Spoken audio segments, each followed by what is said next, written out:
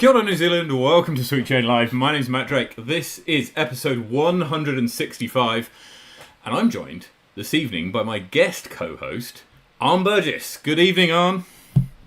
Good evening, Matt. How are you? I'm very well, thank you. How are you? I'm splendid. Excellent. Absolutely splendid. Can I just say it's fantastic to have you here. Thank you so much for stepping in whilst Morgan's on his holidays. You are repping the Generation Disc Golf, doing very well there. I mean, looks like you've got Morgan's wardrobe behind you there that you've emptied out. No, yeah, I just thought I'd step up the old studio game. Morgan, when Morgan does it, he does it from his garage. Got his big collection of discs and all that sort of stuff. So, I'll put up what I have. So this is what I have. Fantastic. Well, look, it's great to have you here. Morgan's obviously in Mexico right now. Yep. Having a grand old time on his honeymoon, so we wish him the best of holidays. But look, we've got a cracking show today. We're going to go through hot scores to begin with. Then we're going to go and bring in our guest this evening, which is Dylan Dedman-Ngahiwi, and he joins us he's based down in Christchurch, eh? Yep. Yep. One of the birdie gang from Christchurch. He is, and he's a visionary of the Hanmer Hot Rounds, which is occurring this weekend in Hanmer. And so we'll be previewing that tournament after speaking to Dylan to get his kind of take on what it's taken to. This is the second year it's been running, so yeah, how it's gone and how it's grown.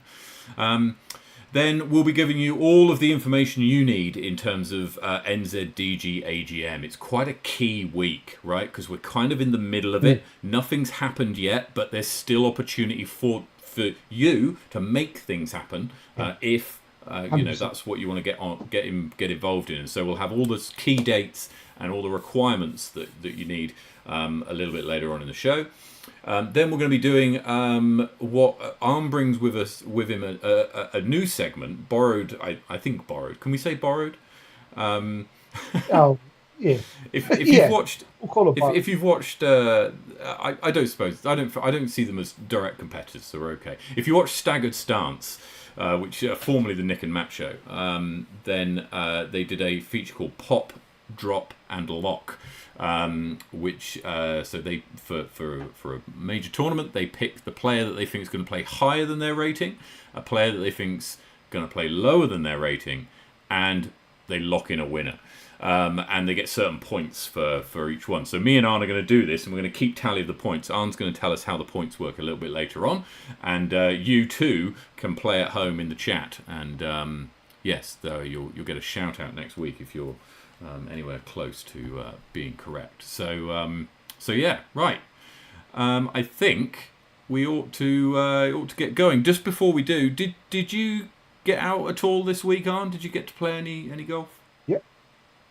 So yeah, I got to play the Rip and Dip last Sunday. Excellent. Drove down to Dipton and joined Disc Golf South's first one day. I suppose they're trialing out the one day. Beautiful day, amazing golf course. Fantastic. Probably a wee bit too much elevation for someone of my size. I like it nice and flat. So moving to Queenstown hasn't helped my disc golf game. Helped my fitness a little bit though. But yeah, got there, and we'll see the results soon. But came away with a cheeky second in the greatest division ever. Oh, fantastic. Good. Well, we'll get on to the results of the Rip and Dip and the Brook Park Brave, which took place last weekend.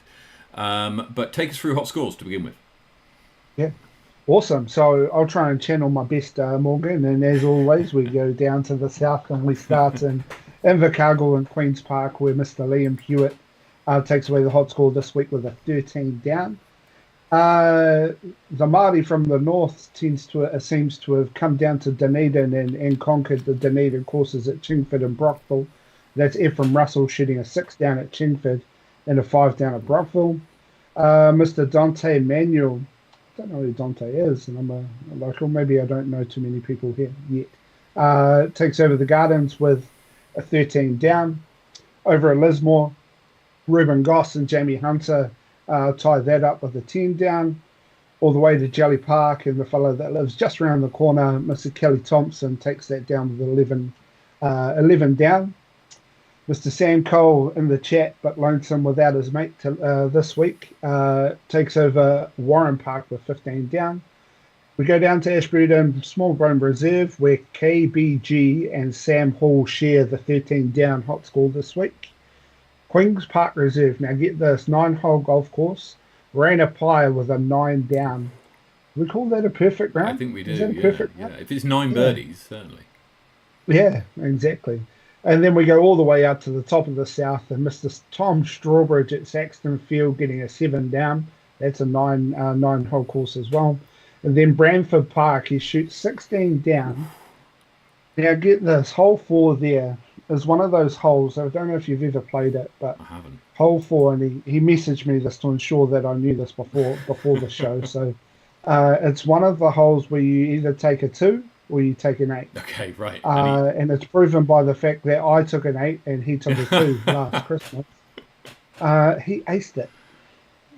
Oh, wow.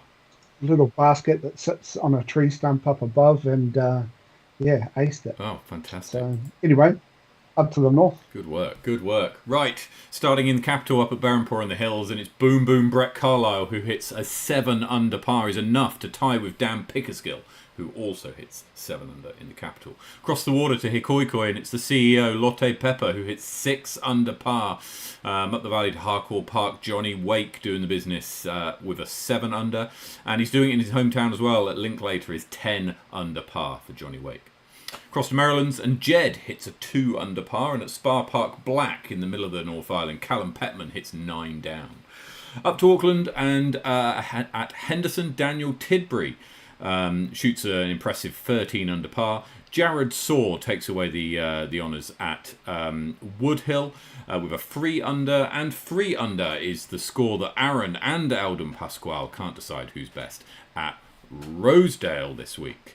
So very well done to everybody who got a hot score.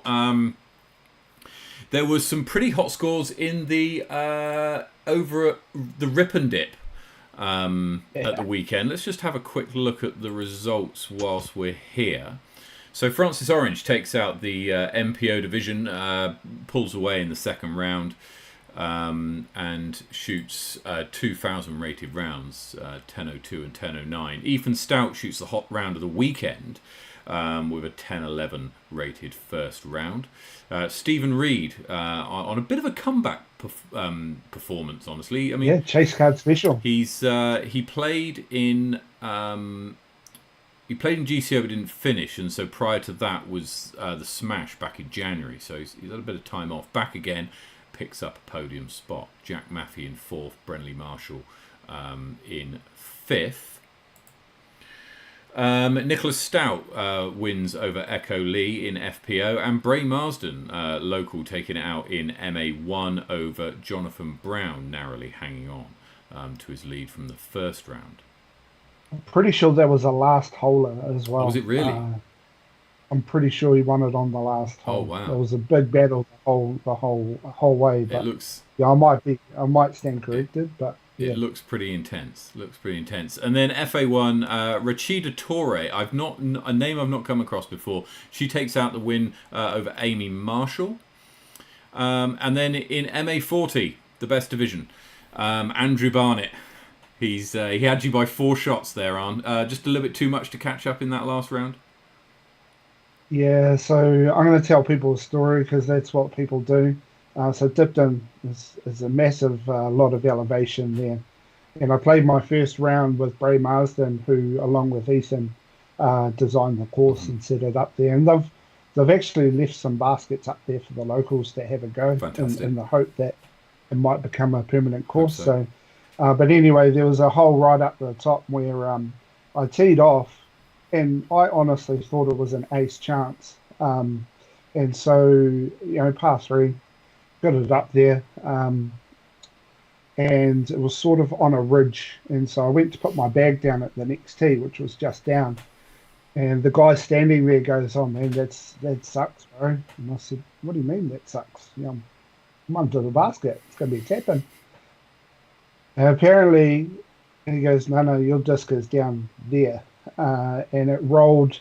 I'm probably going to exaggerate here, but like 150 Oh my meters down word. the hill, and then OB into a Ah, gully. So that was a birdie that turned into an 8, I oh think. dear. Yeah, that's how he got me. That's what I'm going to say. But Ah, congratulations to Andrew, his first win. very Um, good. yeah, Excellent. Well, hard luck on the roll away. It happens to all of us. Over in MA2, Ruben Ball wins by one stroke. Joseph Ball wins by one stroke of a Ruben Orange. And Jake Michael, who's in the chat, he's got back. He's finished his maths exam. Congratulations on your podium spot, sharing it with William Murahai in MA2. Down to MJ18 and Connor Rance relatively comfortably takes out MJ18. And Alexis Dixon puts in a very good performance. If she was playing in FA1, she would have finished third. So shout out to Alexis Dixon there. Sorry, second she would have finished. yeah. I Very just well want to done. point out there as well, Matt, if I could, look at the size of that junior division. Yeah, oh, that's huge, isn't it? That's Uh, great.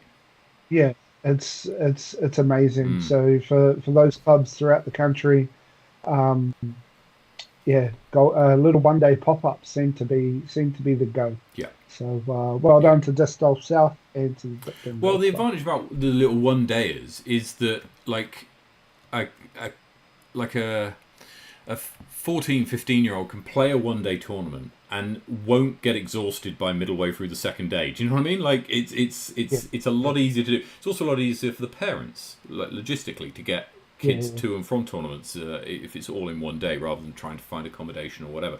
It's a lot easier to have everything on the one day. So the little one day events. Absolutely great for bringing perfect. in the new blood. And actually, you would have seen on last week's show the announcement of the Elite Silver Series, which is a whole bunch of one-day events from all over the South Island, Yeah, which will, I suspect, have exactly the impact that the Rip and Dip has in increasing the size of the MG18 and FJ18 and below it's one of divisions. those things, Matt, where everyone talks about growing the game. Mm. Grow the game, grow the game, grow the game. No one, no one really defines what that looks like. That's a You know, very fair, and fair point, Jamie. Yeah. so you've got these little one dayers where, as you said, parents can bring their kids along, and it's not a big, no accommodation and all that sort of stuff. But I get the pleasure of hosting the first one of the Southern Silver Mm-hmm. Series. Yep. Down in Omarama, and well, I'm going along to the school because it's the last week of the school holiday, school Mm-hmm. term, on the Thursday to hopefully give out some discs, maybe throw some in their little school field before the tournament. They probably won't play in it, but just to take it rural. It's miles away from Yeah. anywhere, but very close to Twizel, Yeah. So you've got a disc golf course in Twizel, you got one in Oha. So the more that we can grow it that way, the better, I think. Absolutely. Absolutely. We'll just head up north to have a look at the Brook Park Brave, which also took place. Sorry, this last weekend. Jackson Sullivan takes out the win here over reigning champion Joe Berry. This was called by the data analytics team last week. We actually called the top four, which I was particularly pleased with. So pat on the back for the data analytics team. Nicholas Goldner shares fourth place with Andy Davey. Simon Feasy rounds out actually finishes tied second with Joseph Berry in second place. It's ties galore. Brian Rawlins, Anthony Rogers, Henry Pearson all share sixth. In MA1, Joel Way wins by 1 stroke over Aidan Barn, 1 stroke over Josh Pratt. The MA1 division is becoming one of the hardest to call, right? It's so much harder than MPO. And normally in MA2 or in MA3, there's 1 or 2 names that you kind of think, they've been doing well recently, so they're probably going to do it. MA1 is just a roll of the dice almost. I mean, you'll see it when we come to our picks for this week. But if you look at MA1 for Lismore this week and look at the ratings of these players, right. I think you have to get like 12 names down before you even get to someone with an 8. Do you know what? I'm. It's going to sound strange, I guess, but I'm so glad I'm 40. And yes. you know, and I don't have to. I know, because when I just wouldn't be able to, compete, and it'd be quite different. MA40 at least gives some respite, and, but MA40 is great because there's always MP40 to progress to if the stars align and over a long period of time. I play well, but I mean that would require practice, right? Which is hard to come by. But anyway. Let's move on. FA1, Michaela Kerr quite convincingly takes out the win over Amy Whitmore, who was quite convincing over Hannah Edmonds and Edwina Mandisodza. Michaela's been playing some great disc golf. We've been talking about on the show for a number of weeks. But she's putting the rubber is hitting the road in relation to her practice. And you can see here actually a 9.10 and a 9.22 rated round. Look, that if she keeps shooting that kind of range, it won't be any surprise if she to see her fighting it out for wins at a national level in FPO. I would imagine. Yeah, 100%. I think obviously she just missed out on that Elite Series win in the FPO, and had potentially if she had have decided to go FPO before for Wahi Tapu, then she definitely would have won it. But I spoke about the 8 that I took on hole 4 at Branford with Tom Strawbridge. She was also in that round, and she beat the absolute pants off me, which is not surprising because she's got a way higher rating than I have. So. Down into MA40 and Owen Mandisodza, thanks to a very solid 9.69 rated third round. Comes from behind to win this in the final round. So well done to Owen. He's got a mean forehand. I've played with him a couple of times up in Topor, and he's very difficult customer to play against. Chris Kingsnorth was dominant in MA50 over Des Cooper in second. And in MA2, Finn Rumours takes out with 11 under par. So beating out Zach Armour, another new name for us. But I just want to touch on Finn for a moment because he's been playing some very good golf recently. And I saw him playing in Masterton a few months ago before Christmas. And he was looking real good then. And he seems to have been... He's got a lot better since then. And how old is he? He's like 15, 16? Yeah, he's 15. Like I think he might be 16 because last year he was competing in MJ15. Right, so he might have turned 16, and that might have been the reason why he stepped up to MA2. I don't know, but anyway, he's deserving to be there, right? Because Tekwiti's not an easy course, and he's played very well. I saw him. He was at GCO.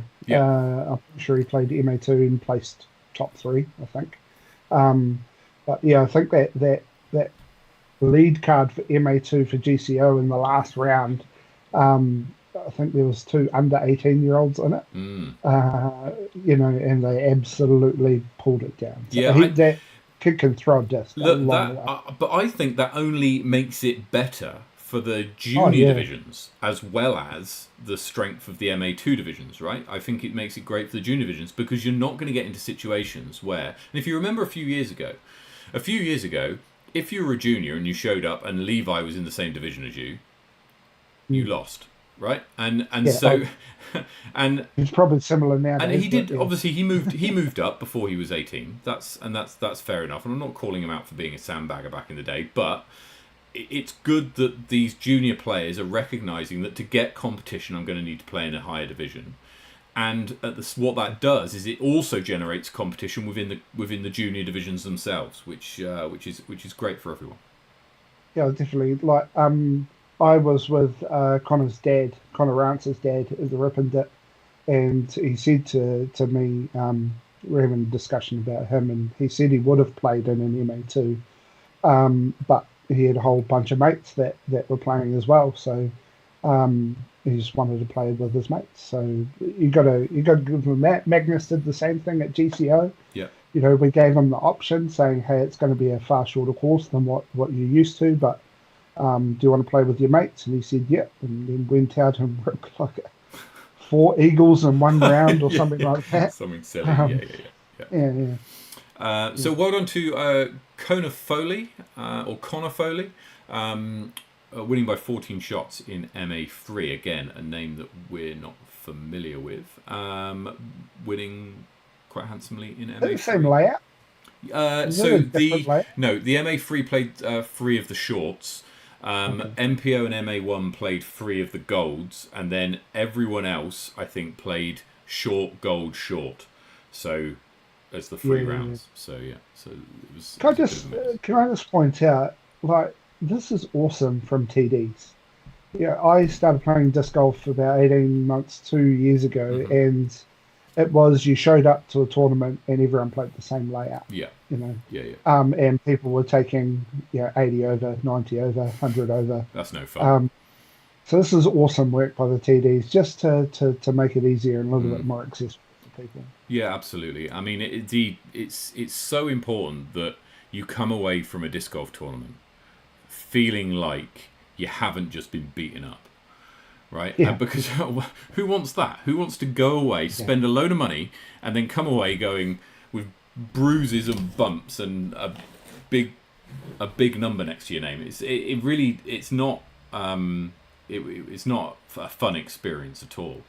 My highest rated round was a 17 over at Brosford Chains. A 17 over was 9. Scott Brooker will be in the chat, so he'd be able to tell me, but it's like a 942 or something like that. Okay. So good luck at Nationals, everyone, next year. Well, we know that course is a beast, and we'll be previewing it a little bit closer to the time. But yeah, we know that one's going to be tough, and if the wind gets up, good luck, everyone. Anyway, right. Let's bring in our guest this evening, which is Dylan Dedman-Ngahiwi. And so good evening to Dylan. Hello, lads. How's it going? I'd just like to start this chat by saying I had a personal goal of mine to be on Sweet Chain for winning a competition, but I'm bad. That's never going to happen. Look, so thank you for having me on for talking about Hanmer. Well, can I just say, first up, it's far more noble to be on the show because of the organisation and the work that you've put into putting on an event than winning. But no, that's very kind, and I'm glad that we could fulfil a lifelong dream of yours. Yeah. Cool. So you've got Hanmer this weekend. You've got all the prep done. Everything's ready. Do you just sort of turn up? Because it's not. Is it a permanent course you've got there? Nah, it's not a permanent course. So it's at the main golf course there, and I guess the heart of Hanmer. Yeah. So Ewan, the man he is, he basically gets all the gear from Andrew's house tomorrow, and then he's going to drive there. I think he's taking the day off and getting there early Friday with all the baskets and tee pads and signage and whatnot. So yeah. Excellent. And talk us through kind of the history of how this came about. Why Hanmer? How did you get to being, doing what you're doing? I guess I married into a beautiful family that has a holiday house in Hanmer Springs. So fantastic. I've been going there for like the last 10 years. Mm-hmm. And then so playing disc golf come up 4 years now. And as we all do, you drive past parks and whatnot, and you look at the park, and you're like, I can make a course there, a hole there. And every time we go to Hanmer, we drive past the golf course like every day. So about a year and a half into, I guess, my career as a disc golfer, I just decided to go to the club one morning, happened to walk in and find the manager, and just told him about disc golf and said, I want to create a course here and potentially run a tournament. And he said, yeah, go for it. So that's kind of how that happened. Yeah. Wow. And I mean, sorry, you go. I was going to say that seems very easy from a kind of, because normally I can imagine you'd go into a golf club and say, hey, there's this thing called disc golf. How about we do something here? And there'd be an immediate kind of like, well, hold it. I don't know. Is that, did that surprise you, or did you family, friends, or what was it?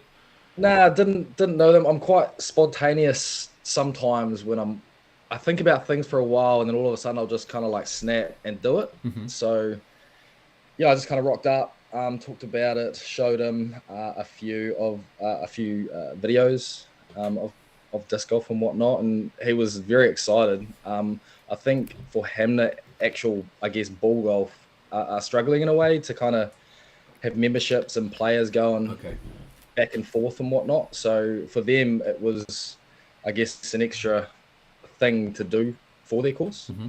Yeah, I think the other thing for that course that you've done pretty well is the 2 nines for the ball golf course are split by a road, and so I don't know what the tweaks that you've made, but the way that you design the course, they can keep 9 holes open for green fee players or for members or whatnot, which is incredible. Yeah. Yeah, it was big enough to kind of slot in 18, I suppose. Like, kind of wanted a one day there, not as a long course, but like a bunch of 80 to 100 meter holes. So, yeah. Excellent. And did you design the course yourself? You had some help, or did you had a picture in your head when you walked around it? Yeah, I kind of did a couple of walk-arounds by myself to start with, and then told Chucky that was in the club about, I guess I got a course design here in Hanmer. Would the club be keen to, hold a tournament here? And he's like, yeah, I'll put it forward. And then 9 months later, they came back and said, yep, we're keen. And then Chucky and Tom came down to kind of just check out the holes to make sure it was, I guess, all right or up to scratch to play. A few tweaks between us three kind of talking over it. And I felt like the first tournament went well, apart from the weather. But yeah ran smooth. Yep. There's a limited edition pig somewhere behind basket 18 because it got infamous 18. Yeah, it got picked up by the wind. Who knew that a pig was understable, right? Because that's the only explanation, not the fact that I threw it terribly. Yeah, I don't know if you remember, Matt. So Hanmer last year was on the same weekend as the Te Pōhui Breeze. Oh yeah.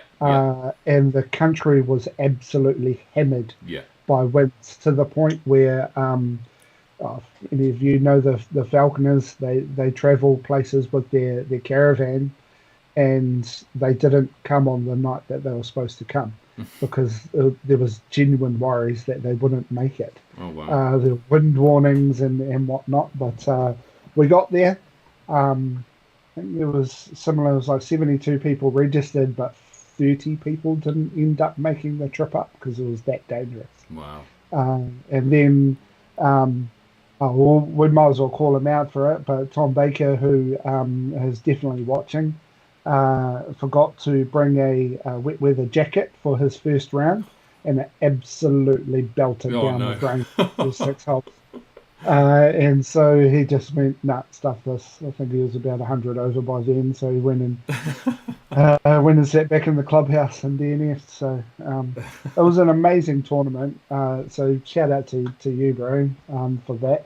But tell me about, like, I don't know how other people are going to travel this weekend, but I know that Ewan's coming up with the kids and the wife, and hopefully he's going to let me sleep on the couch at their house that they're hiring. I'm sure they will. Yeah, sorry, Mrs. Ewan, but you've got a Māori coming to sleep on your couch.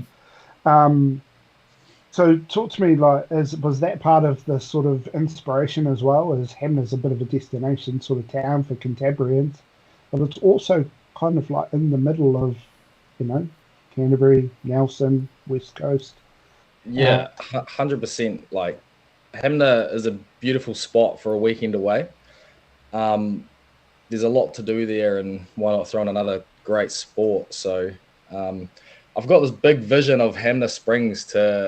I haven't told too many people, but I'd like it to become a 2-day tournament, like a full weekend event. So you can really embrace Hanmer for what it is. Yeah. And go from there, because you've got like the hot pools and an actual permanent setup disc golf course, and if you like walking and hiking, you've got that, and great food, and just it's a cool place to just hang out. Yeah. It's one of those places. Yeah. It's got heaps of accommodation, Heaps of accommodation, heaps of things to do, so that you bring the family with you and they go off to the hot pools or it's definitely a big shift for a one dayer. It's close enough to drive for the one day, but it's definitely a long day. So hopefully, I think there's chats after this tournament, if it goes well and whatnot, as it should, there could be a 2-dayer in the future.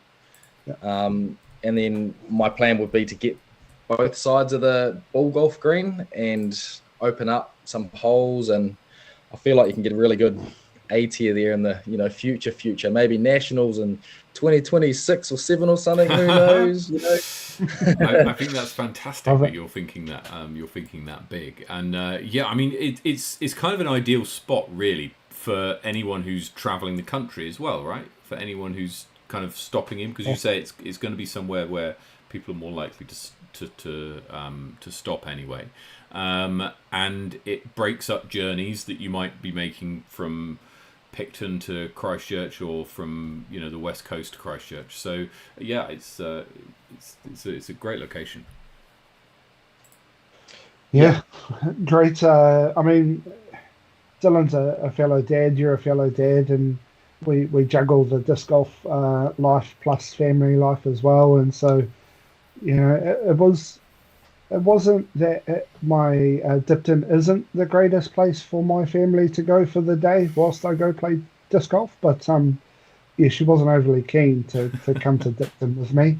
Hanmer, however, would be a great place.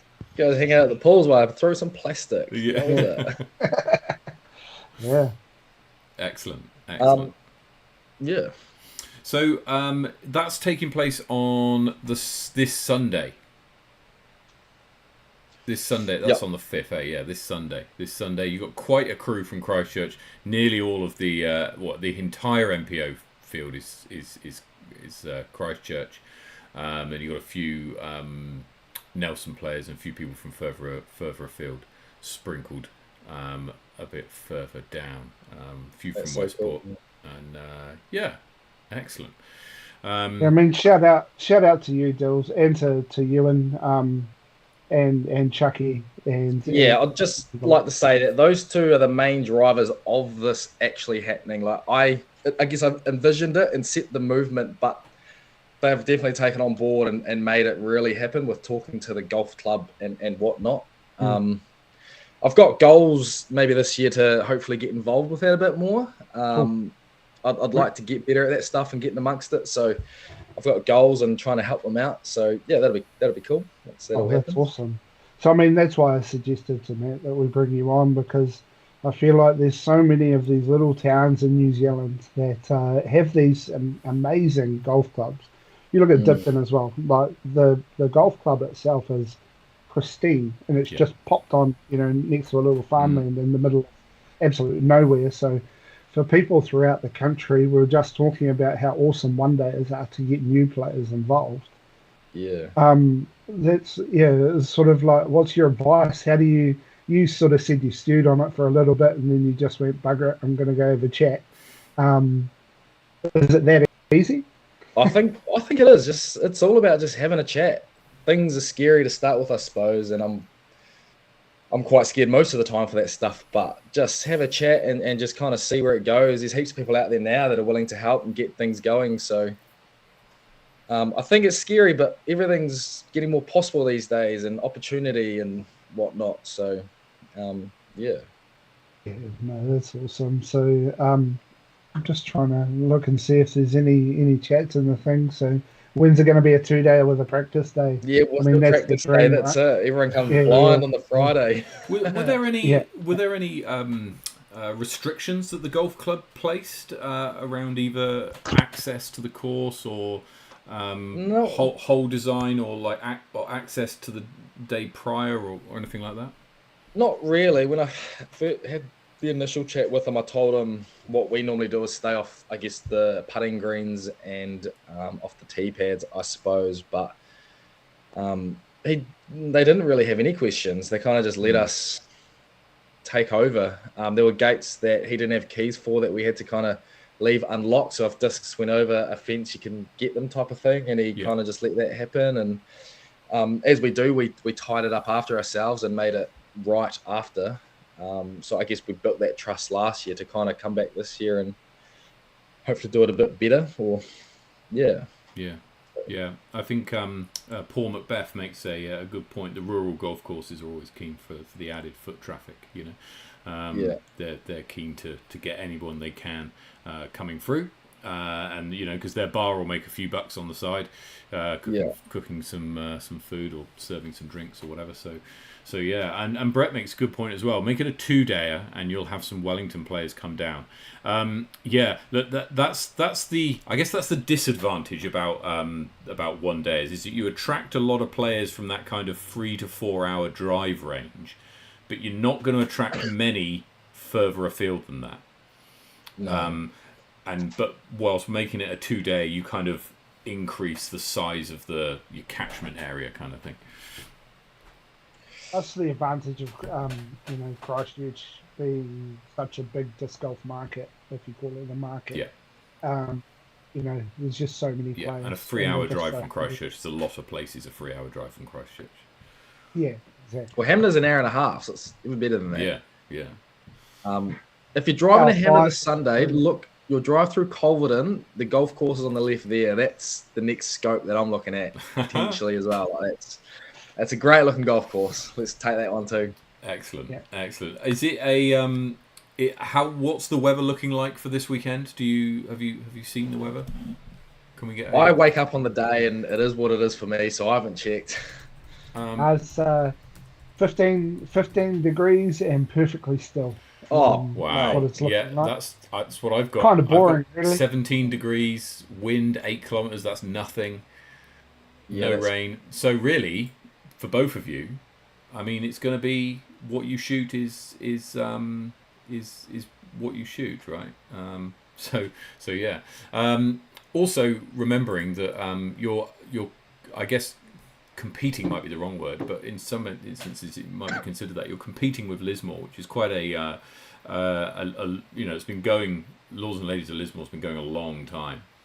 And if you're from the Queenstown, Wanaka area, then you've probably, got that one in your calendar from fairly early. And so yeah, to have the pull there is great work. Yeah, the golf course really set the standard on the dates for us. Yeah, I was gonna say this because if I was a golf club, I'd be going, when's my quietest weekend?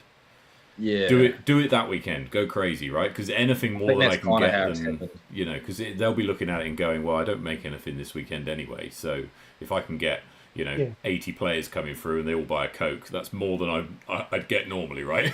So I think that's why they're shy and not giving us a Saturday, because that's their busiest day on the Saturday. Yeah, they often have club. Hopefully after this weekend, it really shows that we've booked out 2 full tournaments. Let's get a 2-day, and you'll double the amount of people with tee times and whatnot. I think so.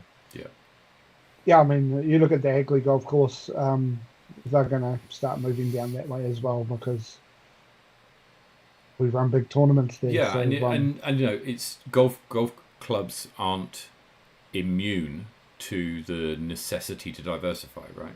Every business has got to do it probably at some point. Very few can get away with being specialist, and so offering disc golf as an alternative, especially for somewhere like Hanmer being a destination course, then it's Yeah, sounds good. Yeah. So I mean, I don't know if the chat would be aware of this, and it might be going behind the curtain a little bit, but it is guaranteed money because we do pay a hireage fee for the course, and so they get to somewhat dictate what that is. But if you build a better relationship, then maybe you can negotiate a better deal. So yeah. Fantastic. Well, look, Dylan, very best of luck with the tournament this weekend. You're both playing in it, and you'll be keeping an eye on all the smooth running of it, I'm sure, as well. So very best of luck. And good luck to you, Arne, as well. You're playing in it as well. I'm coming for you, Scotty Brooker. Coming for you, mate. Excellent. Well, look, Dylan, thanks so much. Have a great evening and a great weekend. Very best. Oh, you got one more? Yeah. No, we've got to do something with Dylan. We do. You reminded me. Thank you. Yes. It's my favourite part of Sweet. Excellent. Dylan, this is the first time you're on the show. So, the first time we do this with any guest is Desert Island Disc Golf. So here we go. The premise is that Dylan is stranded on a desert island. Now, he's been fortunate enough to be stranded with 3 of his favourite discs and 3 of his favourite card mates. And would you, Adam and Eve it, there is a disc golf course on this desert island. I mean, yeah, good. I couldn't believe it as well when I read it. But anyway, it's there. So Dylan, take us through. What are your 3 favourite discs? What are you going to be throwing? So my putting throwing disc is my Zero Soft Senorita, is what I like to call it. Oh yes. Sinus. Yes. Is it sinus or is it sinus? Yeah, I react to what people say. So if they say sinus, then I'll be like, it was a sinus. Yeah. But if people say sinus, I say sinus. Okay. I say senorita when I go to throw it. Senorita. I like pull it out of the bag. What I will say, is that soft or is that super soft? It's Zero Soft. Yeah, oh yeah, sorry, but the 0 is like equivalent to BT in Westside or like Magma in RPM. So like then they have gradings, right? So you've got 0 hard, 0 medium, 0 soft, and 0 super soft. And you're just the way that you're folding it there. I had a 0 super soft caltrop, which isn't too dissimilar from a sinus, and it seems to bend a hell of a lot. Do you?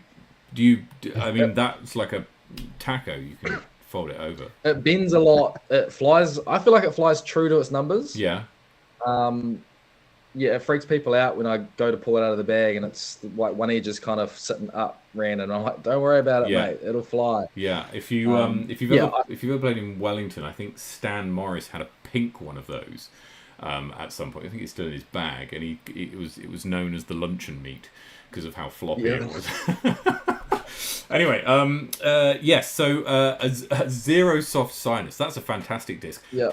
Throwing putter and I'll putt with it. Do you find if you're anything like me with the caltrop super soft, nearly the only times I would use it is when I was throwing to a basket or my landing zone was on top of a hill, and I needed it to not roll because the bounce would just sort of flop and sort of drop down. Absorb in, yeah. That's right. Oh, yeah, for sure. Spike highs are just crash, do nothing. Yeah, fantastic. Love that disc. Very good. Excellent. What's your mid-range? Mid-range, we're going with the Page Pierce Buzz. Okay. I ended up winning this. I got second for a bag tag, Christchurch bag tag, when my first year I started playing. And it's just a straight flying disc, and I love it. And it's my go-to mid-range. That's in Big Z plastic, is it? Z plastic, I think. Or it might just be Z. Yeah. So pretty stable. Yeah, everyone loves a buzz, though. Yeah, who doesn't love a buzz? That's that. And what else have you got? For my driver, I don't actually have that because I've recently lost it, which is Jay has actually just found it, so I'm picking that up in Hanmer when he comes to Hanmer and brings it back to me. I left it on the top of my car and drove off with 2 other discs. Oh, that's your own fault. I'm not. Yeah, thought they were gone forever, and he ended up finding them somehow. And he's bringing them back to Hanmer. So it's a CD2. Okay, right. I think it's a blend of an Innova Discmania. Oh, the old one? old CD2s, yeah. Yeah, the old CD2. Okay. So that's my driver. Right. Excellent. Okay, Yeah. very good. And who are your free card mates? Now, your card mates can be real or fantasy. They can be living or dead. They can be people you know, or they can be seasoned pros. Who are you taking? So I think my wife's just currently looking after my kids that are crying asleep, so I don't have to say her now. So I'm gonna go with my 2 mates, or my 3 mates, Chucky and Nick. They're my 2 boys. I can beat them all day long, and they'll be good chat like all day. So that's great. It's a couple of whipping boys with you. Yeah. And then the one guy that I met at my very first disc golf tournament at the Christchurch Fling, Jacob Eder. We just hit it off with a like common interest and been good buds since, and he'll be there with me, I think. So Fantastic. Yeah. Well, sounds like a blast. Sounds very, very good. Thank you so much for that. Now, we're going to jump into the Sweet Chain Safari. So if you've done this before, this is the front 9 is the family-friendly front 9. Same 9 questions to every guest every week. And then there's a Safari back 9, which is different questions to each person each week. And Arne's got those for you, but we're going to kick off with the family-friendly front 9. Dylan, what's your name? Dylan Dedman-Ngahiwi. Where were you born? Christchurch. Where do you live now? Christchurch. How many years have you been playing? Coming up 4. What's your PDGA number? 152203. Your favourite disc? My CD2. Your favourite course? Jelly Park. Your favourite NPO player? Calvin Heinberg. And your favourite FPO player? Kristen Tatar. Yeah. Stay away from Good combos. Take us through the back 9. Cool, bro. So you go to Hanmer a bit. Would you prefer to be in the rock pool with the wife, or down the hydroslide with the kids? I don't know how old your kids are. But... Nah, hydroslide all day when they're old enough with the kids. Yeah. Good stuff. Seafood or meat? Seafood. Seafood. Good Yeah. man. Good Māori boy there. Chatty card mates or all business? Either or, I think. Chat. Got to pick one. I feel like business. When I'm business, I play alright, but I'm happy to chat. But business. Awesome. What was a prouder moment for you? Winning the DGL Jelly League or holding the first tournament at Hanmer? Probably Hanmer. Yeah, Hanmer. Cool. Would you prefer a birdie gang bag tag round or a tournament round? Ooh. Birdie gang bag tag round at Chucky's Nut Farm tournaments. Yeah, I missed out on that one last year. Currently, what's the best disc golf park in Christchurch? Is it Jelly Park or Bottle Lake? Oh, Bottle Lake all day. Good stuff. Do you prefer a Tiki Par 3 or a golf course bomber? I like golf courses. Golf course, yeah. Cool. And I'll bring it back to Hanmer again. Hanmer with the whānau or a tournament weekend? A tournament weekend, did you say? Yeah. Oh, mate. She's in the room, don't worry. Tournament weekend. Good man. Good man. And would you rather run it for the win or lay up to a playoff? Mate, run it all day. And Very good. that's it. And I run it. Very good. Very good. Dylan, thank you so much for joining us. That was a lot of fun. Very best of luck Cheers, guys. this weekend with Hanmer. Sounds like you've got some big plans and some some even bigger visions over what that tournament could be in the future. So we'll be watching to see how you get on. So yeah, very very best of luck. Thank you so much for coming on. And yeah, Cheers, guys. Thank you. We'll talk to you again. Maybe next week if you win the tournament. So yeah. See you then. All right. Cheers. Cheers. What a guy. What a guy. There we go. So yeah, I mean it's shaping up to be quite a good weekend. You buzzing for it this weekend, Dan? Yeah, so just to the disc golf Wanaka people, it's not that I don't love you guys, but I'm actually flying to Christchurch to pick up my new truck, and it just so coincides that there's a disc golf tournament. So I'm staying up there for the disc golf tournament. So thank you to my wife, who I think is watching. This is her favourite show of the week. Ever since I may have said something about a certain FPO disc golf player. She's watched every week. So that's why I'm going up. And Ewan said that I can sleep on the couch. Fantastic. So it's going to be a good weekend for you. You're playing some disc golf on the Sunday, so good stuff. Now we've got some important bits and pieces coming up to do with New Zealand disc golf coming up soon. Now the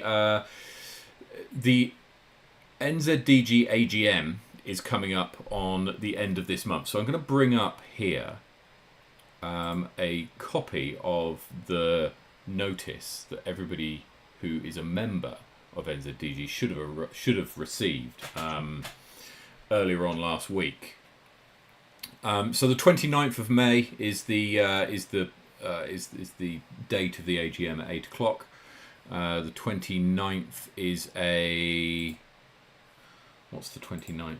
I've lost it for now. It's a Wednesday night. It's a Wednesday night, and that's the 29th, so that's in 4 weeks' time, 4 weeks yesterday. By the 9th of May, which is next Thursday, by 8 p.m, so before this show goes live, next Thursday, anybody who wants to be considered for election to the board needs to have their nominations and their seconds in by that time and date, 8 p.m. on Thursday the 9th. And it's you can do that by sending it to secretary@nzdg.org.nz. And we have Martin McGaw on the show, the incumbent secretary, and he was great at explaining the process, and also it sounded like he'd be more than happy to answer any questions or help you out with any kind of nominations or seconds if you're unsure about what to do or how to do it, right? Yeah, I mean, I've chatted with Martin a lot over the last couple of weeks. Just he's been asking me how to get it out to more people. So, yeah, he's awesome. Give him a text, give him an email. He might not be able to ring you straight away, but he'll definitely make it time. Yeah, and if you didn't watch last week's show, go and check it out after this, and you'll be able to hear about what NZ, how this is shaping up. So the positions on the board are chair, secretary, treasurer, tour director, communications, deputy chair, outreach, and general member. Now, it's worth saying, and Martin touched on this last week, was that this it's not a competition as such, in that if you lose, that's it, game over, you go home, and that's the end, right? It's and this might be kind of a new way of doing this. I don't know. I get the feeling that in the past it has been a bit of a competition, and it has been a bit of this kind of like, if you didn't get elected, then all right, fine, you want to go in that direction, that's fine, and I'll leave and whatever. Whereas I get the impression that this year they really want to kind of get the inclination and competence from as many people as they can, right? Which might not mean that you're necessarily voted into a prescribed position, but that you would be valued on a working group or a committee or something which matched up with your interests and experience and abilities. Yeah, I think one thing to note is what he said about the need for the constitution to change Yeah. before 2026, and I 100% agree with him that it's not something that you just want to change overnight. Mm, So that's going to be something that's going to require a huge amount of backwards and forwards yeah. between people Yeah. and things like that. But then some of those roles as well. Um, Being the secretary and maintaining a membership base that's that big, that many emails Yeah, I and mean, what whatnot. is it, 900 people, I think he said? And then Yeah, that's not getting any smaller, right? no, no, exactly. So it's almost getting to the point where you almost need sort of deputies for each of the big positions as well. Mm, So um, uh, I mean, it's going to come out eventually, but I've been nominated for a position, so I'll be coming back when they announce it and looking for people to vote for me. But I'd love help with that, with what I've been nominated for. So because it's a national governing body, that's yeah. the thing. So Yeah. I'm stuck down here in Queenstown at the moment. So having sort of tentacles out and around the place, that'd be amazing. Yeah. Yeah. And so if you want to be involved and you have the time, inclination, and not necessarily experience, I think time and inclination is probably the two most important things Yeah. to help out and be part of one of these positions, or as a general member of the board. Then get yourself nominated and seconded. The important point here is neither the nominator nor the seconder can be yourself, right? So you need to have Yes. been nominated by someone else, and then seconded by then a third person, right? In order for this to work. If you don't have the time or inclination to apply for one of the positions, then I would encourage you, at the very least, vote. Right. So shortly after the 9th of May, I think it's 10 days before the 20th, so about the 19th of May, the list of people who have been nominated will be circulated, and with an electronic link to be able to vote on the positions. There'll also be opportunity to vote on the positions at the AGM, but you're encouraged to do so before, because it makes it a lot easier administrative-wise to do so before. And you can vote if you're an NZDG member and you're over the age of 13, right? So if you've got kids who have played tournaments this year, then they're eligible to vote. And so what a fantastic opportunity to talk them through the democratic process, right? It's all going to be something that they're going to have to, or certainly that you want them to participate in when they're older. And this is a great opportunity to explain, look, this is what each person's standing for, this is what they believe, these are their experiences. Who do you think is the best one? And then allow them to vote for who they want to. And so, I would encourage anybody with children who are eligible to get them involved, and also please vote yourselves. Also, turn up to the AGM. In the past, they've not lasted long, right? So we're not talking. It's not an all evening affair. It's really it kicks off at 8. Get there a few minutes before, and there's some formality stuff, but then they'll go through the motions of announcing the winners, but also they're going to be announcing the winners of contributions to disc golf and most improved players. To hear the winners of those will be nice as well. Oh, cool. So we can vote on that as well. Yes. Oh, that's awesome. That's I right. missed that. So the AGM will include the announcement of those things. So nominations for most improved player. Interesting to know how they're going to put that together. I'd like to point out that this year, in the last 12 months, I've moved from an 833 ranking to an 844 rating. So just because Johnny Wake has started disc golf, barely over a year ago. Don't discount Arne Burgess Don't, from the don't nomination discount form. how hard I've worked for those two. By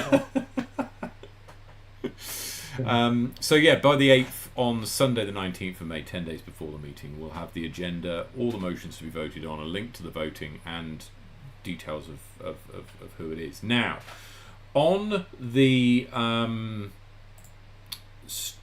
show of the 23rd of May, we will be doing a show where we invite some of the people who are up for nomination to come onto the show and talk us through, their visions or their ideas, or a little bit more about awesome. what they're about. We'll be inviting people, and they can say no, and that's fair enough. But if you wanted to hold your voting until after that show to get a clearer idea, perhaps, of what some of the prospective board members have to say, in addition to what they've already submitted in the form of a personal statement, then look out for the show on the 23rd of May, because we'll be having interviews with as many people as we can get lined up. Really, we've done it in the past. If you're interested to see other shows, I think if you go back to about episode, it'd be about episode 60 mid-60s, something like that. Yeah. Then about episode mid-60s, then you'll find when we did it, I think the last time. So yeah, have a look at that.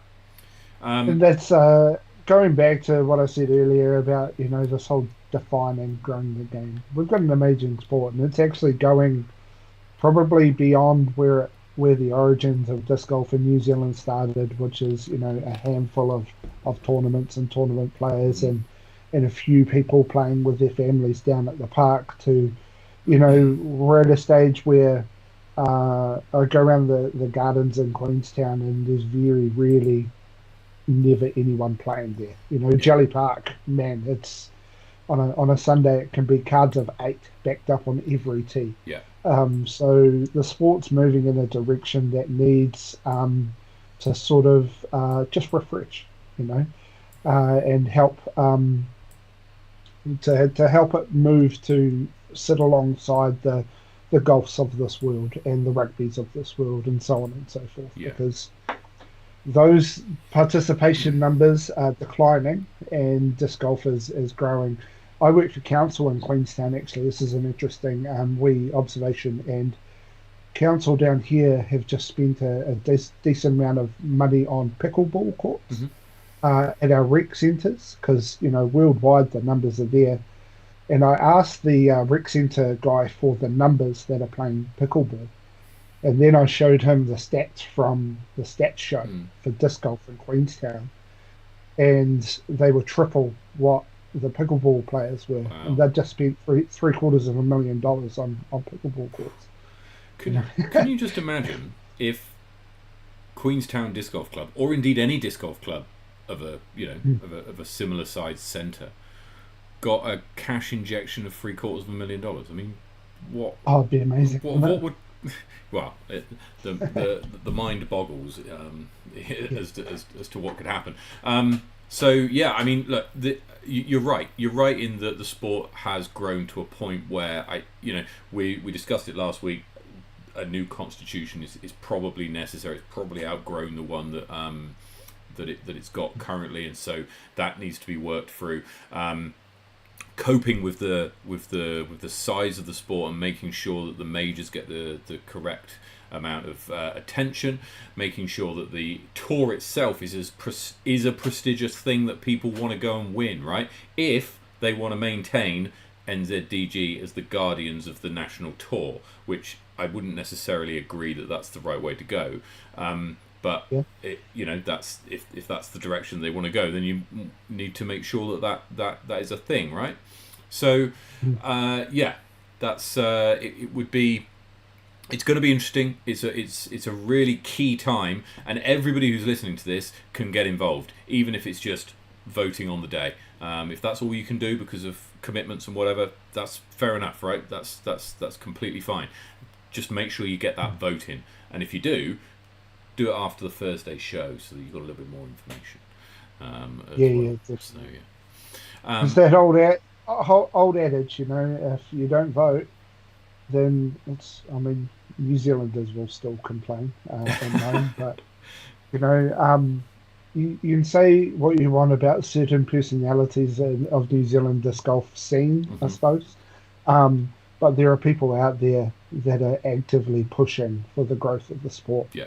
and you've got to hand it to them that they're out there and they're investing their money and they're investing their time and so on and so forth. Definitely. So, my question to you, chat, and to the New Zealand disc golf public is, what are you doing? Very good. It's a bit of a challenge. Yeah. Anyway, right. That's that important stuff coming up. You've got a week or so before we got to do anything. Well, you've got a week before you've got to do anything. You want to get yourself in the mix. And then after that, sit back, listen, watch, and make a decision and make sure you vote. Right, Arne, let's have a look at the two events which are coming up this weekend. The first one, we'll come back to Hanmer in a minute, but it's the Lords and Ladies of Lismore, which is occurring this weekend in down in Wanaka. Yep. And let's just talk us through how pop, drop, and lock work. How does this work? Because chat, you're involved in this. This is the interactive part of the show, so this is where you can get involved. Talk us through it. No, definitely. So this is, as you said earlier, this is credit back to Staggered Stance with the Nick and Matt show. So the premise of this is that we will pick a player that's going to pop off, and so that means play points above their rating, and so we're looking at total tournament average rating, right? Yeah. Not individual rounds. So, for instance, the highest rated player in MPO for Lords and Ladies looks like it's the local Ryan Cambridge. Yep. So if he was your pop-off player and he shot 1,000 rated round, then that would score you 20. If he averaged 1,000, then that would score you 23 points. Okay.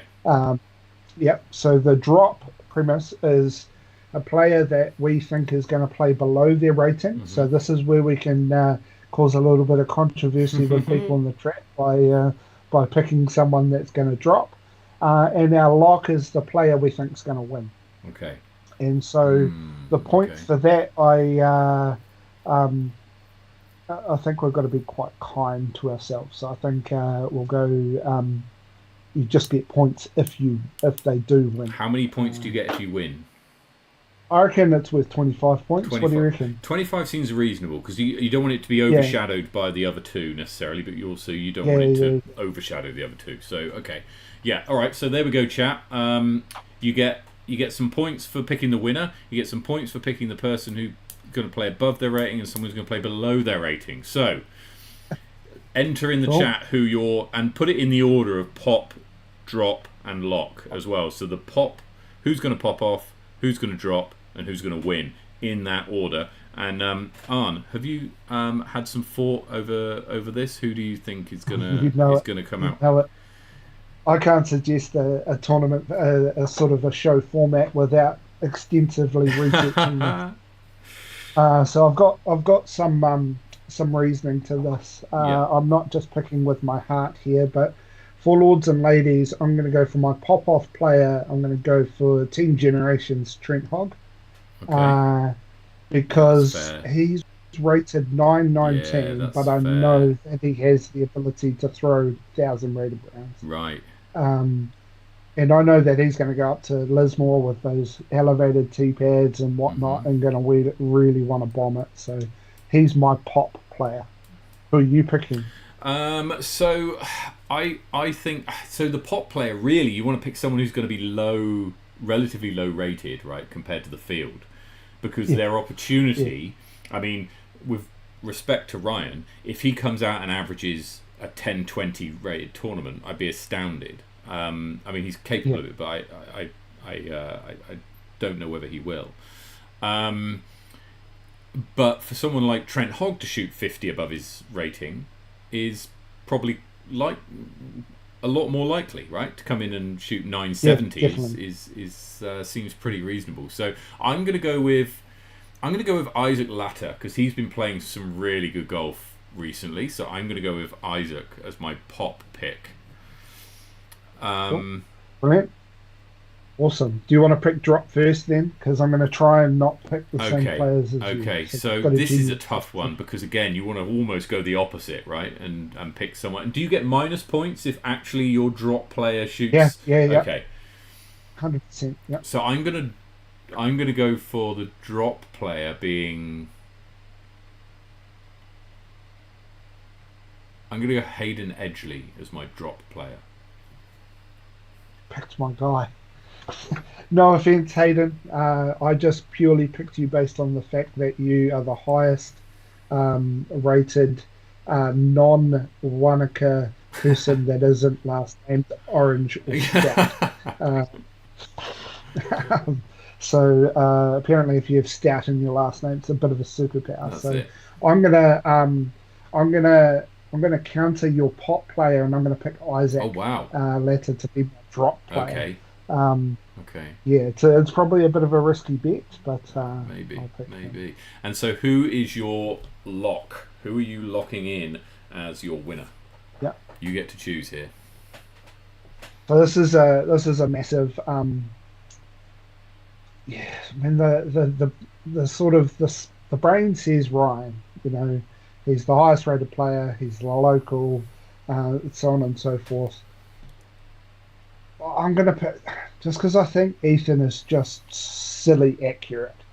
And sneaky distance as well. Can I just say sneaky distance? Sneaky distance like as whenever well. I watch him on coverage and he throws it, and I'm like, no, that didn't go very far. That went like 70 metres, and it's gone 120, and I'm like, what?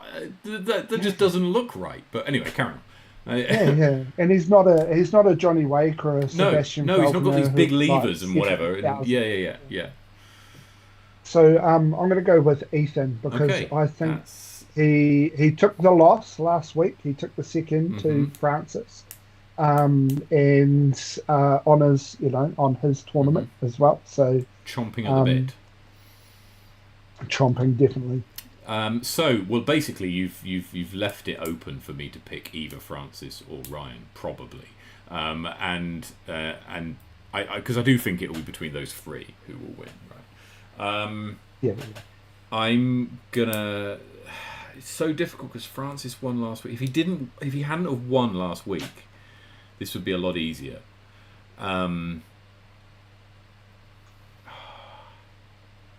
He's capable of playing some really good golf, but then it's Ryan's backyard.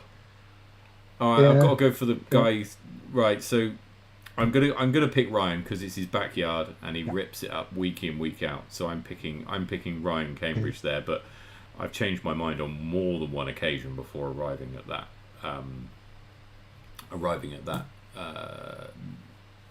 Now I don't know if this is an accurate thing, but I heard. Do you know when Levi got the ace, the GK Pro ace, yes, with the 14K or something like that? I heard that they had agreed before that round that they were going to split it. So Ryan Cambridge's earnings this year are astronomical. Without winning a we tournament. We shall see. Francis Orange is, of course, the reigning champion, and he won last week. So, I mean, we might both have egg on our face for not picking Francis. We'll have to see. Plenty of people picking Francis in the chat. Can I just say, lots of people picking Francis in the chat. We shall see how that plays out. We shall do our best to. We're only going to do this for MPO, by the way. And if the field is big enough, FPO or ladies divisions, which we could do it for. We could do it for lords and ladies. Yeah, I mean, yeah, it'd be tough though. It would be tough. Let's say that for this week we'll do it MPO for each tournament, and then on the tournaments where we get larger divisions, then we'll certainly do it with that. We can't do it for every division. We'll be here all night. Right. So there we go.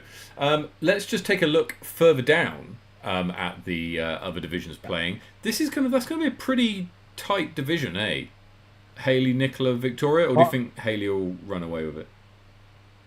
I mean, it's Wanaka. It's anywhere, Haley's she's the best player in New Zealand, Yeah. right, for a long time. So you've got to say that the brain says that. But the interesting one I see is that there is an FA. Is there an FA? Yeah, there is an FA1 division, but Victoria's playing Hmm. FBO.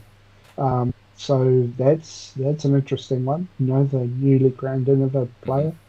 Um, but then you got Mama Stout there with the superpower last name. So I'm going to go Haley. You can pick someone else No, if you no, want. I can't look past Haley for this one. She multiple time champion around this course. MP40, pretty stacked field, honestly. Mm, I yeah, mean, any one of yeah, these guys could end up doing some damage in MPO if they were playing there. Who have you got your money on? yeah. Um, yeah, Matt Pritchard in his backyard. I'm going to go Mr. Chris Chris Dixon, Dixon, excellent. playing some good disc golf. And I'm trying to get in the Brewers Cup, which he runs. So I'll try and butter up. Uh, I'm going to go with Tom McKay for MP40 yeah, here. Solid pick, I think. And also, I'd have to check this, but this tournament typically pulls out pretty high-rated rounds look at, I from mean, once we memory. go down to MA1, you'll see So we'll see. the rate. Look at how many 900 plus rated Oh, players are playing this tournament. wow! Look at this. Right, MA1. This is just dartboard, and Yeah, how do you decide this one? yeah. Who've you got your money on though? I'm gonna go. I'm gonna go with the heart here. Now that we're not competing for anything, and I'm gonna say Gus. You're He's going got Gus. 1 month left in New Zealand. 1 month left in New Zealand. I think he's going to go out with a bang. Excellent. I'm going to say Jin is going to win this one in MA1. Playing some really good golf recently. But a stacked division and a deep division as well. FA1, Yeah. pretty big division in FA1. I'll go first here. I think Alison Tweedy's going to win this. Whew. I'm going to say Steph's going to pip her. Okay. Okay. Going Steph. Okay. It's probably going to be between those two at the end of the day, or the end of the weekend. So Yeah, we shall see how that one plays out. Now the best division. 100%. So even look at this division as far as the ratings go, Yeah, yeah. though. Uh, this is what I've been saying, that potentially we need MA40 to go to an MA41 and an I think you're MA42. right. Because I don't think that you should be allowed to play in it with a 920 rating Russell King and Stu Gilchrist. It's not fair for us 844 rated players. Yeah, I mean, My pick, Big Russ, you're picking former New Russ. Zealand champ. Yeah, former New Zealand champ Yeah, in this division. I'm Yeah. going to pick Stuart Gilchrist. I think he's won his last two events, so I'm going to pick Stuart for the win here.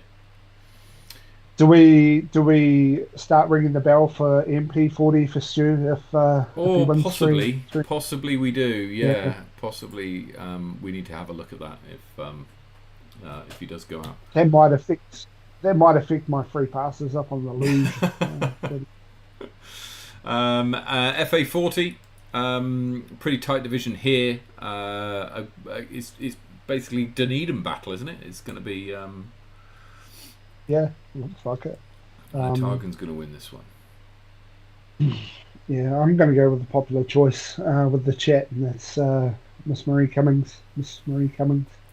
Yeah, I think I agree with that one. MA50, Wayne Brown. Um, yeah, Jeff Lewis is a very good disc Or is golfer. Martin Galley being sneaky there at his 880 and knows this course very Yeah, well? potentially knows this course really well. I mean, my head goes Jeff just because I've seen him play a lot of disc Hmm. golf and he doesn't make mistakes. Okay. So tournaments, when it comes to tournaments, when you put in OBs and things like that, Jeff doesn't make Okay. mistakes. So I'm gonna go. MA2, massive division here, and this is one of the ones where a lot of these names I don't really recognise. Other than to say that Joseph Ball played well last weekend, so did William Murahi. And is there any other names that I recognise? Not too many. So yeah, I've just noticed something. MPO. I don't need you to go back up. But MPO, there's an unrated player by the name of Zach Horrell. yeah. And I'm not saying he's going to win, but he's definitely not going to come last. This guy can throw a disc a mile. Oh, okay. So he is part of the family that owns Montana Flat, Mm-hmm. the disc golf course. And I played there with him a couple of weeks ago. And yeah, he can throw it to the moon. Oh, okay. All right. Well, we'll look out. Yeah, but anyway, No, sorry. it's all right. Yeah. It's all right. Big MA2 division, and down into MJ18. Ooh. Wow. I mean, the brain says Connor, but him and Hanato have really good battles all the time. And then Seb Strideman's just, man, that kid, I'd love to see what his ratings rise has been in the last 12 months. Yeah, it doesn't seem too long ago that I was looking at ratings a lot lower than that. So yeah. Yeah, definitely. So it's going to be a tight one, but you got to go with form, got to go with Connor for me. Fair enough. So chat, get your tips in for pop, drop, and lock. We'll put the MPO field up on the screen if you've not put them in. Put them into the chat, and I'll have a go at collating them all and putting some kind of, I don't know, leaderboard together for next week. If we get enough people doing it, I think about a dozen of people, so people have done it already, so that's good. Now let's head over to Hanmer, and we want to get your thoughts here on. So I'll go first on who I think is going to pop, and I'm going to take Sam Lycan. Yep. That's where I was originally going to go. And then I thought the better of it, and Craig. Oh, okay. I see what you've done there. Okay, so this is an interesting kind of. Yeah. Okay, I see. So if Ewan comes in and shoots an 880 rated tournament, yep, he's gonna win the pop which he has, division. Yep. Which he and has very capable of doing it, given that he designed the course. So yeah, okay, all right. Naivety on my part then for being too quick off the mark and picking Sam. Do you want to who are you going for as your drop then? So this is going to be controversial within my Disc Daddies group, but I know that he's playing with an injury. So I'm going to pick Willie Taratna because he's pretty much playing on 1 foot this weekend. So is he? Okay. But then he also has the ability to potentially go out and win it. So again, it could be one of those ones that comes back to bite me. But yeah, just because I have a wee bit of inside knowledge that Willie's injured, I'm going to go with him. Okay, all right. Oh, this is tough.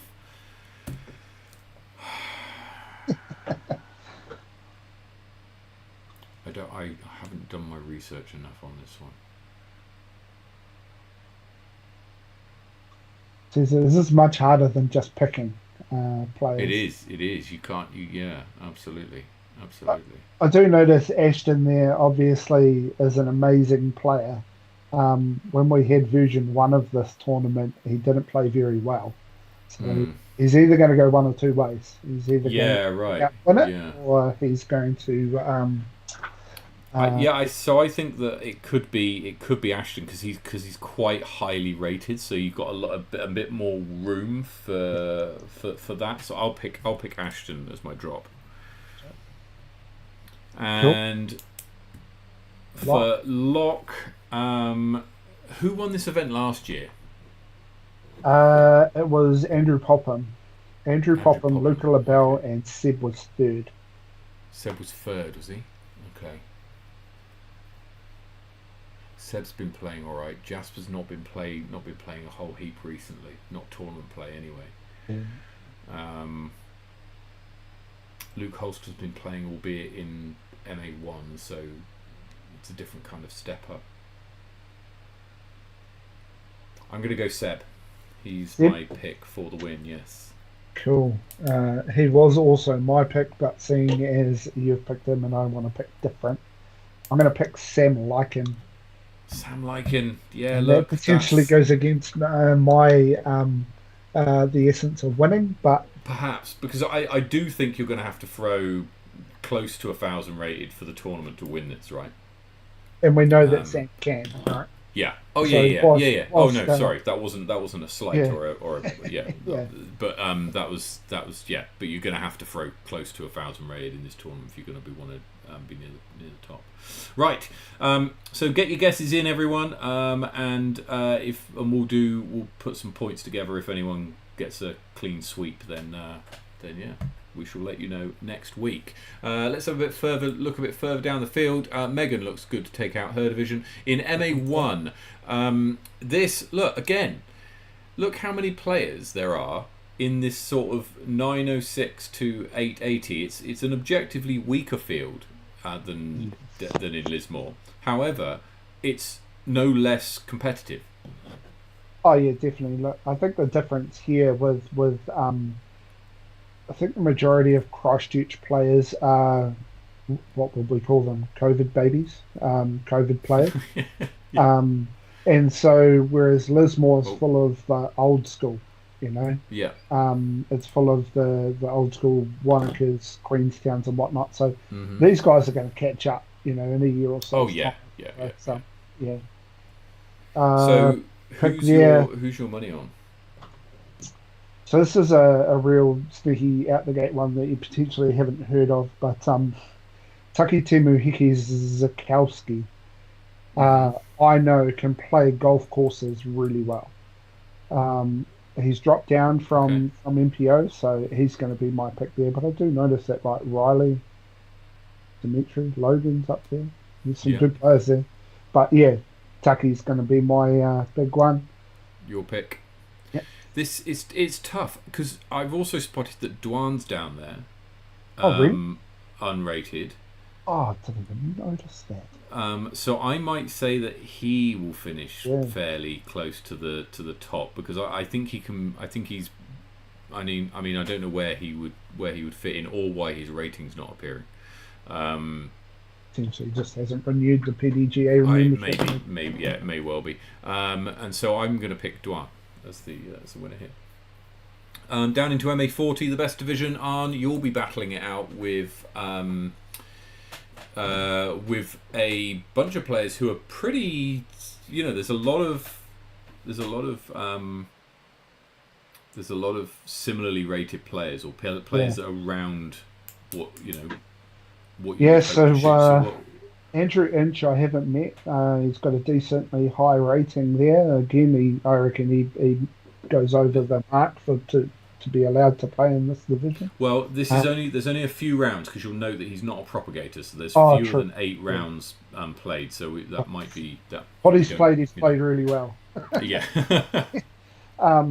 But Te Hohota is a very good friend of mine, part of the Dis Daddies. He's also my Te Reo Māori teacher. So for me, me and Scott Brooker tend to go toe-to-toe at every single tournament. Every single one. He's one of those guys that I just can't get away from. So my aim is to try and finish above him. That's the thing. Okay. Clinton Nehoa, he used to live 4 doors down from me. But my pick for this... No, stuff this. I'm going to pick myself. I'm coming to win.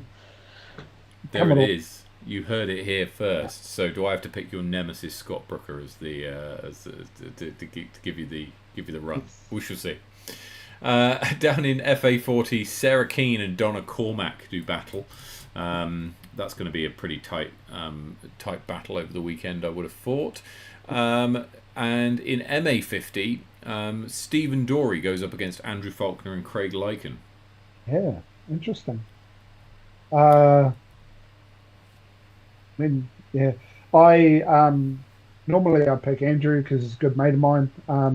However, he has the displeasure of being on a first round card with me and 4 other disc daddies. So Uh, as long as he can keep his wits about him with regards to a very chatty cart, he should come away with that, I would think.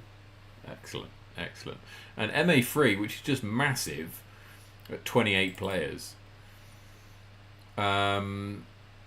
Yeah, I mean, I know very few of these players, so it's going to be difficult to pick a winner here. But yeah, it's going to be an incredible division. It's going to be very tight. I wouldn't be surprised if the lead changed quite a bit over the course of this weekend with this many players playing. Where's our chat champion, Mr. Jake Meikle? Jake Meikle is in MA1. MA1. Yeah, so he's stepped up to MA1, and yeah, we'll do battle there. MA2, huge division. Holly Norris and Christina Orr battle it out in MA3, and then Mackenzie Craig and Noah Gardner do battle in MJ18. So we'll be back next week to reveal who the winners of Pop, Drop, and Lock are, and me and Arm will be having our own battle going forward, and we'll carry the points forward to next week, and we'll see who can do better. I think let's have a quick look at the next few events that are coming up for New Zealand. Lords and Ladies of Lismore and the Hanmer Hot Rounds is both this weekend. Then it's the Women's Global event. There's one Christchurch, Wellington, Auckland, Invercargill on the 18th and 19th of May. I heard that the Wellington one has moved from the 19th to the 18th, so it was on Sunday. It's now on Saturday. Other than that, I think the Christchurch one is on the Saturday. Is on the Sunday, sorry, and the others are on the Saturday. So yeah, get involved with the Women's Global event because it's a great event run by some really passionate ladies, and it's fantastic to play in, and it's always a great atmosphere. Nottingham Giants is at the beginning of June. Sub-Zero is the tournament that you're organising is at the beginning of July. Tucker Beach Rush end of July. Small Bone Slam, Blood Sacrifice, and then the first of the Black Ice series down in Dunedin, sandwiching the Hagley Huck. And then moving on to next, later on in the year, Topaw's Thermal Throwdown is the 5th and 6th of October. An event to be confirmed in Owaka is on the 19th, 20th of October, and another event on the Elite Silver Series is in Te Anau on the 7th and 8th of December. And then New Zealand Nationals, which has been confirmed last week as being in Christchurch on Waitangi weekend, 6th to the 9th of February. Yeah. The Disc Golf South crew, Bray was saying after the tournament in Dipton that this weekend he's going to map out a course in Matoda. And so apparently he said there's going to be another one there in a month, but he hadn't put the details up yet. So keep an eye out for that coming as well. So look out for that one. Follow Disc Golf. Follow Disc Golf. And finally, Power Rankings. Nicola Stout moves up 2 spots to the top 10. Amy Whitmore moves up 2 spots to 12th. And over in the MPO side, Francis Orange climbs 5 places to 7th. And Stephen Reed, you'll see, is climbing 191 spots to 20th thanks to his 3rd place finish at the Ripondip. This is because he's only just become eligible to appear on the Power Rankings due to the number of tournaments he's played. We talked about how he played Garden City Open, but withdrew and then played 3 events earlier on in the year, and then other than that has had a bit of an absence period. So has now played enough events and now qualifies for his ranking of 20th. So well done to him. Awesome. And that is us for today. Thank you so much for joining us, everyone. Please leave a like, leave a comment, leave your guesses for Pop, Drop, and Lock. And if you haven't already, please consider subscribing to the channel. We're at 370 subscribers. We are hurtling towards 400. We'll be doing a new giveaway when we get to 400. Arne, very best of luck with your tournament this weekend. Thank you. Just another wee shout out as well, because by the time we come back to the show next week, the nominations for NZDG board would have closed because past 8 o'clock. So get yourself nominated, nominate someone else, get involved. Tap that special person on the shoulder. Let's grow the sport. Finally, if you're in the Wellington/Manawatu area this weekend, there is a pop-up disc golf fundraiser in Shannon that Johnny Wake has designed. So you can guarantee that it's going to be lots of left-handed holes, lots of long bombs. No, I'm sure it won't be. But get along to Shannon this weekend on Saturday. There's a Facebook group for it, and there's a pop-up course there to try raising some money to get the course permanently in the ground. So get along if you can. Best of luck, Arne. Thank you so much for joining us and for stepping in whilst Morgan's away. Very best of luck to everybody wherever you're playing disc golf. Take it easy, play well, get some birdies, and we'll see you next week. Cheers.